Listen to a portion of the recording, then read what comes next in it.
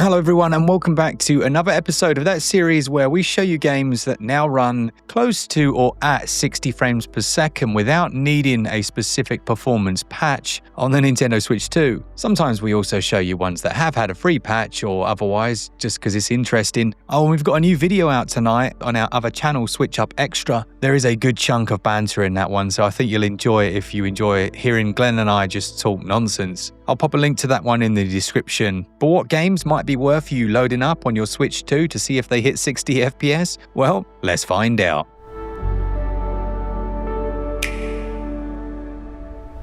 Let's begin then with a little game called Ark Survival Evolved. Now here is what Ark looked like when it originally launched on the Nintendo Switch 1. I know, right? It's an absolute mess. I mean, it was a bit of a meme at the time as many people were using it as a representation of how much power the Nintendo Switch 1 didn't have. Ironically, I've just booted the game back up and noticed that it was developed by Grove Street Games, or at least the Switch 1 version was. I don't know whether that was always the case, but you may remember Grove Street Games name got very famous when the GTA Remastered trilogy came out. So I'm hoping they were the team that improved the Ark build because it did get a big patch to improve it. So let's just go down that path for now. I don't think I want to badmouth them any more than I have done in the past. But Ark Survival Evolved now on the Nintendo Switch 2. Let's see if it's improved.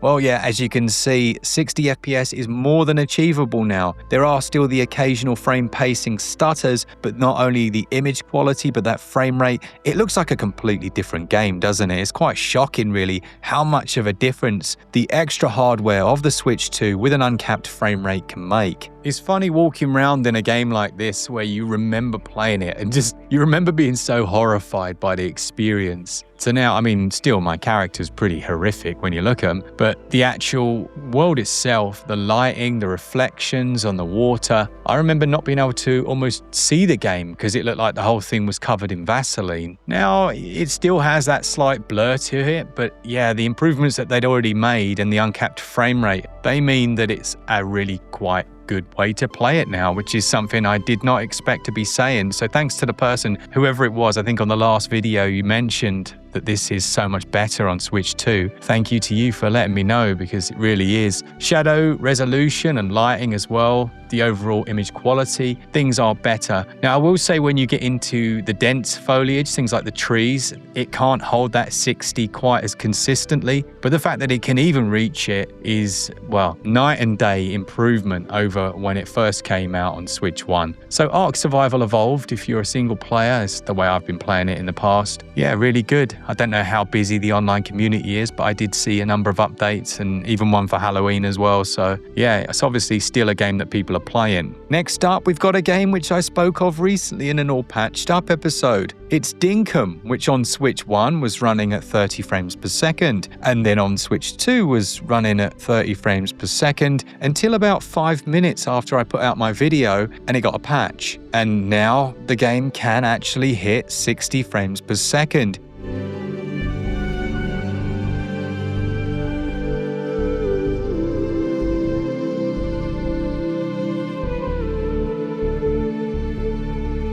In fact, it is much smoother and more consistent than the current Switch 1 build, which is still very unstable, but I'm glad to see it because as a game, it's really enjoyable. It also has a really nice implementation of LAN play, so if you've got multiple Switch consoles in the house, it's really easy to drop in and drop out. I left my 5-year-old playing this, came back and he'd laid out 9 sleeping bags on the floor. When I asked him what it was for, he said it was because all his mates were coming over. I was just like, all right, yeah, cool. Yeah, that makes sense. Forget the fact they probably don't even know what a Switch is and he's like 5, but kids, man, good times. It's really good to see these improvements, I have to say, and clearly we're getting to a time now where there are very few Switch 1 releases that don't have some performance stutters or issues, and Switch 2 is kind of taking on the mantle. And at least you know that if you are a Switch 1 current player, a lot of these games you're going to be able to experience in a much better state by the time you actually pick one up, if you do indeed get one. Otherwise, grab a Steam Deck. That thing's an absolute beast. But at the moment, Dinkum, 60 FPS now on Switch 2.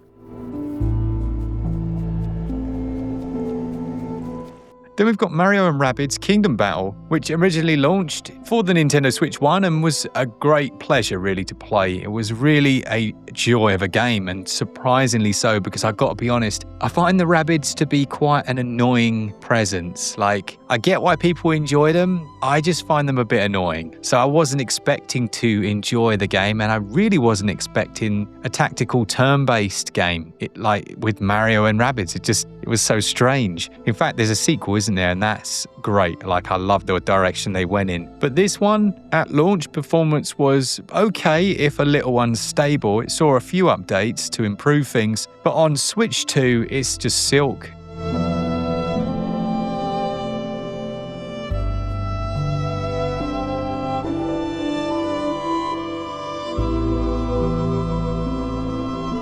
It's the way that you'd like to play this type of game, although I will have to say that you don't really need 60 FPS for a TRPG. It's always a pleasure, isn't it, to enjoy them like this. The image quality looks much the same, if a little sharper, but the brute force of the Switch 2 gives everything a real bump.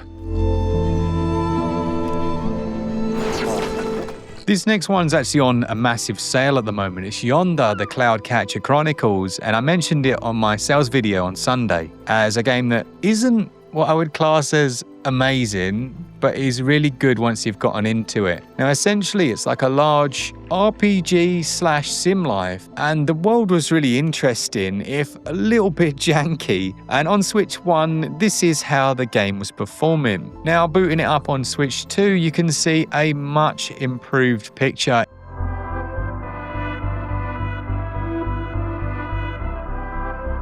In the fact that it had an initial load time that originally was ridiculous. Like, before you even got to the Yonder, the Cloudcatcher Chronicles credits, you were stuck on this like load moment, but that's now way better, as has the initial load time to get into the game as well. That's seen some big improvements. It's actually quite a lovely looking game. I think before maybe it had dynamic resolution scaling, because it looks so much cleaner now. You can see things like the distant mountain there. They just look, while it still has a bit of blur, not nearly as bad as they did before. Even things like the character model, the shadowing on the ground, the grass as it loads and fades in, they are improved. Response times as well and controller latency have been improved with this version just by the power of the Switch 2. Now, shadow resolution and things, they're not half bad actually. This could almost be a Switch 2 version. Like, if I said, oh look, they'd updated it and this was the patch, I think you'd watch this and be like, okay, yeah, that's not too bad actually.